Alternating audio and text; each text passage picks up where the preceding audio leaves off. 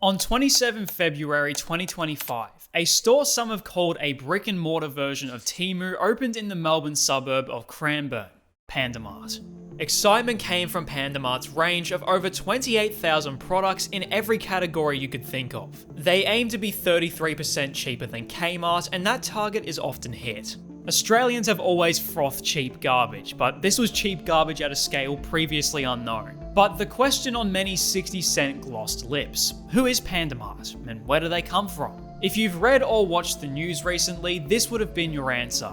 Pandamart, South African company. It's only relatively new, so it's been around for about 15 years, but growing very quickly. Lots of stores, about 100 stores now in South Africa, South America, in New Zealand, and now in Melbourne, opening in Cranbourne this week. But I believe you've been misled, hopefully unintentionally, because the real story of Pandamart is far more mysterious and perhaps darker than you've heard. My investigation into Pandamart led me down a rabbit hole, and it all began with a March 4 Stuff article.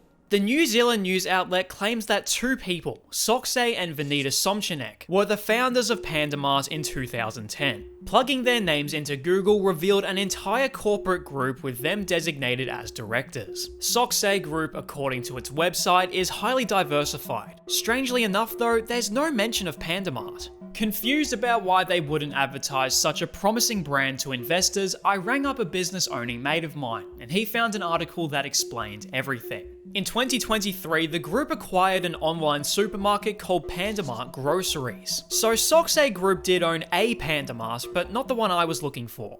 Switching strategies, I discovered Pandamart's ABN registration, but not a single name was attached to it, or to the corresponding ASIC documentation. That's a less confusing outcome though than what I found for Pandamart New Zealand, operating as PD Mart. A handful of articles name one Lily Chen as Managing Director for Pandamart Australia and New Zealand, but New Zealand business number records give this role to one Cheng Chen, a peculiar mismatch. However, having a Managing Director implies Pandamart AUNZ is a company-owned subsidiary of a larger parent, seemingly confirming the global brand aspect of the story. But don't you think a company with worldwide reach could afford some nicer office spaces than some guy's house? And why is one John Chen listed as owning the Cranbourne store, when under such a business structure, he should be a manager? If Pandamart AUNZ is a subsidiary, its parent must be in South Africa, but I couldn't for the life of me find proof of that. The closest I could link them to the country was their single store in Kenya, almost 4,000 kilometers away. Absent-mindedly clicking through images of the Nairobi store, I spotted a new name, Panda Stores, which turned out to be Pandamart's South African name. On the Panda Store's website, I made my way over to the Find My Store page. You'd think a sizable chunk of Pandamart's 100 plus stores would be in their home country, so imagine my surprise when I found only 9 listed. That surprise though came from my suspicions being confirmed. I plugged the page into the Wayback Machine for an idea of how quickly Pandamart was growing, and what I found was shocking. On a 2022 archive of the page, a meager 3 stores were listed as open. It was hard to believe that Pandamart went from a dismal 3 stores in 12 years to miraculously opening 6 and beginning international expansion in 3. And that's because they didn't. Through social media posts, I was able to track down the opening dates of all 9 South African Pandamarts. Not a single one opened before 2021. I wondered if they had closed stores from before the decade's turn, but my scrolling on their Facebook stopped dead on the same damning date. Not one post from before 2021. For me, there's no reason left to believe that Pandamart is 15 years old. I don't even think they're 5. So if that statement was misleading, it doesn't bode well for the others. In search of Pandamart's over 100 stores globally, I pulled all of my sources together, pinpointing exactly where they're said to operate: Australia, New Zealand, South Africa, Canada, and South America.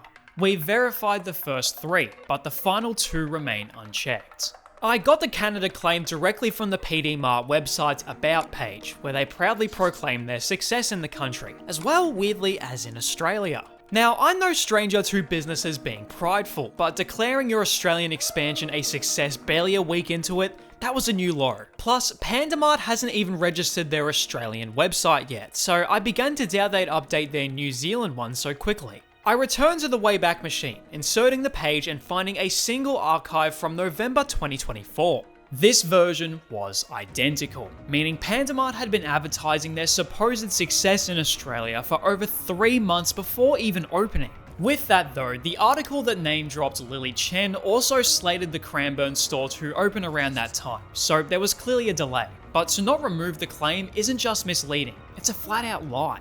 Needless to say, it didn't fill me with confidence about Canada and South America. Searches for the brand in both regions revealed nothing, except an independent grocer in the former. Out of options, I posted several Reddit threads asking people around the world if they'd ever heard of the brand. The Canadians hadn't, the South Americans certainly hadn't, and the Europeans immediately deleted my post without explanation. It's telling that nobody's heard of this supposedly global network of 100+ stores, especially considering the reaction only one got over here. That's because from my confirmation, there are only 15 Panda Marts across the entire world, and that's being generous. But for as scathing as this is, Panda Mart has never themselves claimed a 15-year tenure, or 100+ stores. From my research, they only fibbed about Canada. South America is never officially mentioned anywhere. The claims came from these dozens of news articles and interview segments. And where did they get their information from? The possible answer is honestly depressing. Remember Panda Mart Groceries, the red herring from earlier? Its parent company was founded in 2012, almost 15 years ago. And how many stores do you reckon they have? Yep, over 100. I assume this era only of staff, but everything points to a swath of the Australian media making the ridiculous mistake of not registering a gap between words. And the worst part of that mistake isn't that many are now misinformed, it's that this has helped legitimize an otherwise shady, dodgy business. On HelloPeter.com, South African Panda Marts have received a rating of 1.5 stars. In their reviews, customers criticize fast-to-break smartwatches, brittle cups, and low-quality cosmetics. In New Zealand, a government inquiry into PD Mart's shonky goods began in October 2024. And wouldn't you know, Australian Panda Mart stores have come under similar scrutiny, not even a month into operations.